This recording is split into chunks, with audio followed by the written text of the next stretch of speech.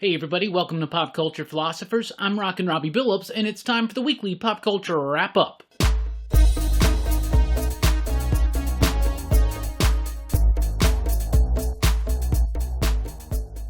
That's right everybody, thanks for checking out the video. I am Rockin Robbie Billups. This is the weekly pop culture wrap-up. It's the show where I go over the week's pop culture news, mostly comic books and movies. Let's get right into it with some comic book news. Wynd from Boom Studios and writer James Tynion IV releases June 17th as a surprise series. Now, originally, we already knew about this book, Wynd. It's like a fantasy book by James Tynion IV, and, people were really excited. It was originally going to be a graphic novel for Boom Box, the imprint at Boom Studios. It was going to come out in November. Well, they decided, let's just throw it out in June as an actual series, right? So we're going to get floppies of Wynd. So I'm very excited about this. James Tynion right now is kind of hitting a real great stride in his career as a writer and doing fantastic work. So I'm pumped. I'm excited that we're getting it way earlier than we were anticipating. Boom Studios went around the entire usual process. Usually they start soliciting this stuff 3 months ahead of time. Got plenty of time to start building up the hype. They're just going to drop this one out kind of like a way to celebrate comic books being back. I think it's cool. I think it's nifty. Also, speaking of Boom, we got Seven Secrets. This one's written by Tom Taylor. It's got artwork by Danielle Di Niculio, who is the artist on Mighty Morphin Power Rangers. Of course, we knew Tom Taylor is tearing it up right now with Deceased. The Injustice writer runs over at Marvel and, of course, DC. A great writer. This is his first step, I think, into creator-owned material. Seven Secrets is going to come out in August. It's going to involve the idea that there are these 7 secrets of the world that have to be protected. And if the wrong people, or if most people knew these secrets, it could bring global catastrophe or something like that, right? So what happens when someone knows too much and then you got someone trying to stop it, right? So that's kind of the idea. But teaming up Tom Taylor with Danielle is absolutely just perfect because the kinetic, high-energy artwork that makes Mighty Morphin Power Rangers one of the best superhero books on shelves right now, a lot of people are going to get to see that would never read a Power Ranger book. So I'm very, very excited. Later on in the year, November, Dark Interlude is coming from Vault Comics, written by Ryan O'Sullivan, with artwork by Andrea Muti, Vladimir Popov on the coloring, and I think it's Andworld Design on the lettering. I got to double check on that. Anyway, this is the sequel, even though the solicitation says it's not a sequel. I mean, it's a sequel to Fearscape, and I'm very, very excited. Fearscape was a very challenging book. It was a very dense book. It had a lot of substance to it. It had a lot to say about its story in general, about comic books, about reading, about being it had a lot to say about a lot of things. And I absolutely loved Fearscape. We knew that there was going to be a book 2. This is it. It's called Dark Interlude. It's allegedly supposed to come out in November, I believe, is the date that I have heard. But I'm very excited. I think it's going to be great. Really excited to see what O'Sullivan and company are cooking up for this one. And if you read the solicitation from Henry, it's snarky, sarcastic, and it's exactly what you expect. I could not be more excited. It's probably my favorite news of the week, to be honest with you. The Last Ronin from IDW and Kevin Eastman and Peter Laird, the original TMNT creators, reuniting to do the last Turtle story. That's right, The Last Ronin's finally coming out in August with that original creative team. It's going to tell a Dark Knight Returns type vibe kind of story. Only one turtle has survived. Who is it? I don't know, because if you look on the cover, you can't tell because he has the weapons from everybody. But I'm very excited for this. It's probably going to be sad. It's probably going to have some gut punches in it. But I am very excited to see Kevin and Peter back together doing Turtles. Last Ronin in August. It's coming up soon. Also in August from IDW, we have Lock and Key. Another Lock and Key book is called Impale Battalions. This is going to be a 2-issue series by Joe Hill and Gabriel Rodriguez, the original creative team. Obviously, Lock and Key now is a Netflix show. I still have only seen the first episode, so I definitely kind of got to get caught up on that. But I'm always excited for more Lock and Key stuff. This is going to be just like some of the other ones that have come out since the initial series have concluded.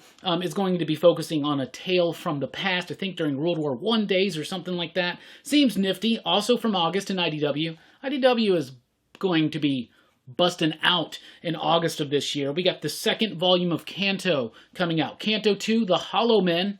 Canto has to go on to another adventure to save his people. I'm really, really pumped for this. I love Canto. It was one of my favorite books of last year, and I'm so pumped for this book too. There is going to be a one-shot coming very, very soon. There's going to be a bridge between book 1 and book 2, but the full-on series returns with Hollow Men in August. Very excited for that. Image Comics in July has announced Lost Soldiers. This one's going to be Alesh Kott, and I really like his work. He did Zero, Wolf, Material. There's so many more that I'm not even thinking about right now. But a fantastic writer. I really like his stuff.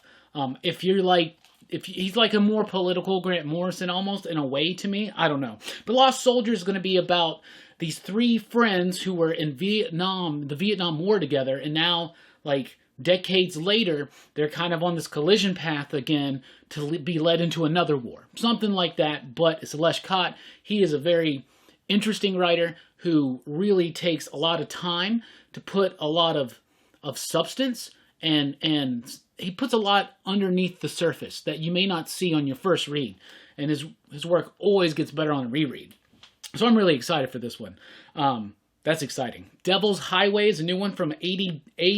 It's going to be written by Benjamin Percy, who just did Year Zero. Year Zero #1 came out this last week for the first Diamond-approved new comic book day. It made my pick of the week. Benjamin Percy, who had a great run on Green Arrow. He's doing a great job on 2 issues of Wolverine so far, and he's doing a great job on X-Force. Been loving it. So I'm really excited to see what this one's going to be. Devil's Highway. It's about this woman who gets revenge on the serial killer who murdered her father, and then she finds out that there's a conspiracy that goes even deeper than that, and she has to unleash the darkness within. Something like that.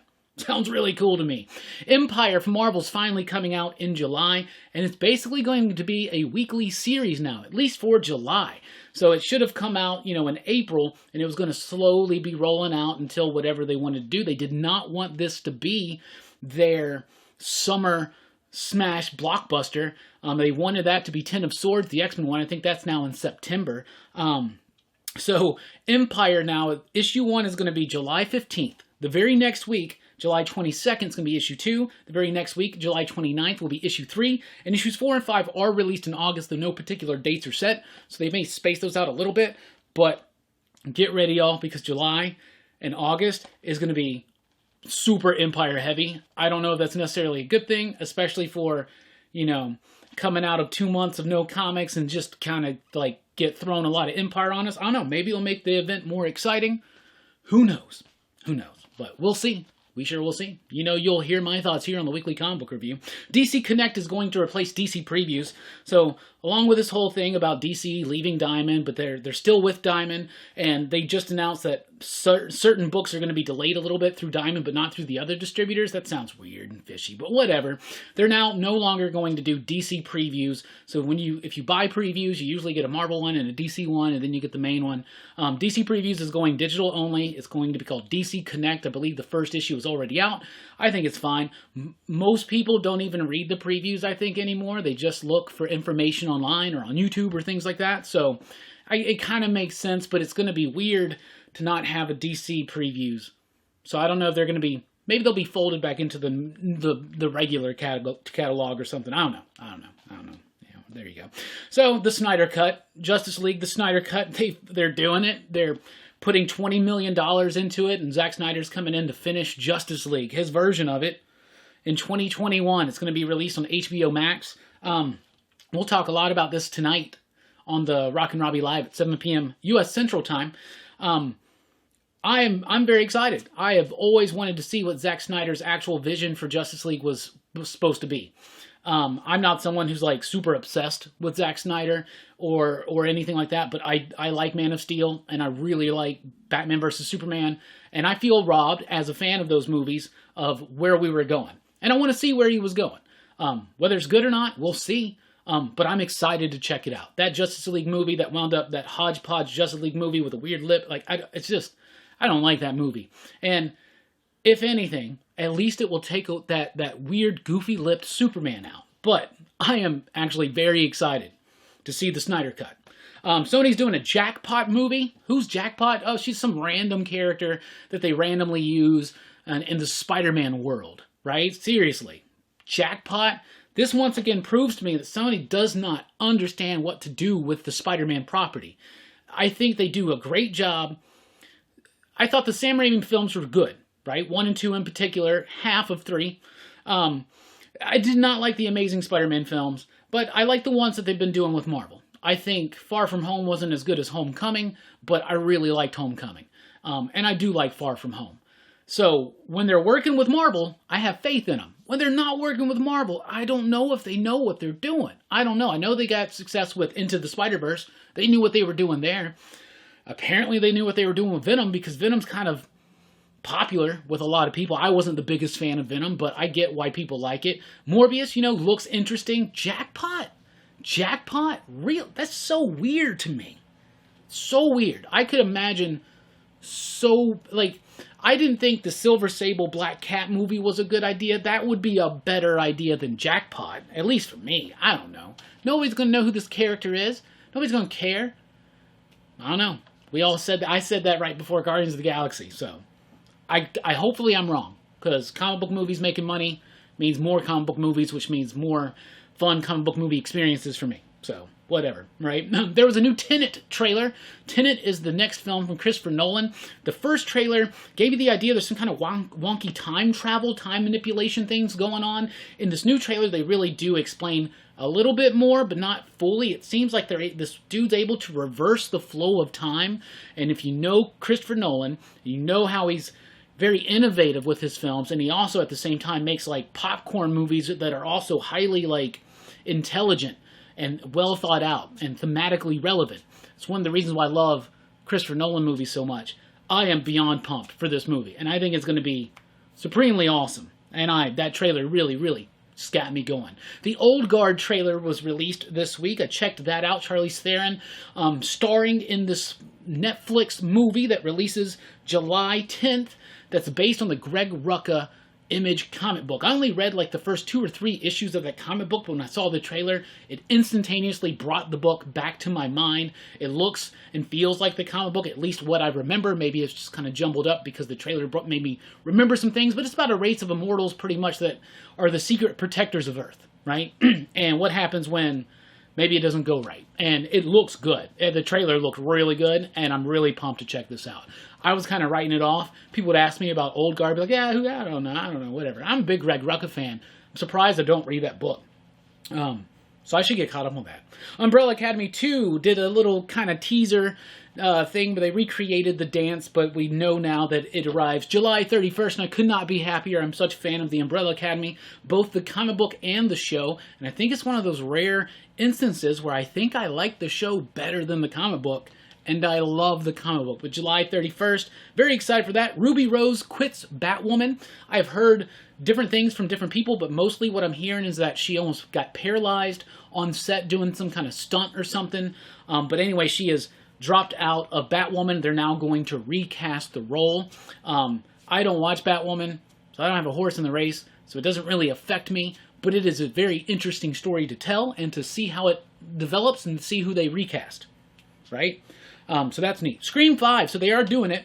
Wes Craven's no longer with us, sadly, but apparently the directors have a great vision that really pays tribute to Wes Craven. That's why Kevin Williamson signed on to do it yet again and produce a 5th Scream movie. They have officially announced that David Arquette will be returning as Dewey. There you go. They're trying to get Neve Campbell back. She's hesitant to do it, but we got Dewey. Maybe he'll die in the first 5 minutes. Wouldn't that be something? Wouldn't that be neat? But probably not. Probably not. Am I excited about a new Scream movie? Yeah, I guess so. It's going to be sad that Wes isn't around to do it.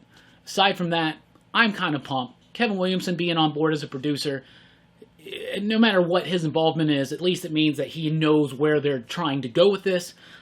So sure, I'm pumped. Let's see what happens. I really would like to see more cast members return, and I think that they're trying to get as many back as possible. So, there you go. That's what we got for you this week. What do you think? What do you know? Let us know in the comments down below. Thank you so much for checking out the video. Be sure to join us tonight 7 p.m. U.S. Central Time for Rockin Robbie Live. We took a week off last week, so I'm very excited to come up and chat with you guys about comic books being back, what's coming out in the future. We'll take a look at this upcoming week's new comics. We'll talk about the Snyder Cut. We'll talk about a lot of things. We'll even do some show and tell, and I'm going to open up this bad boy right here. That's right. It's a Batman Who Laughs action figure from Todd McFarlane.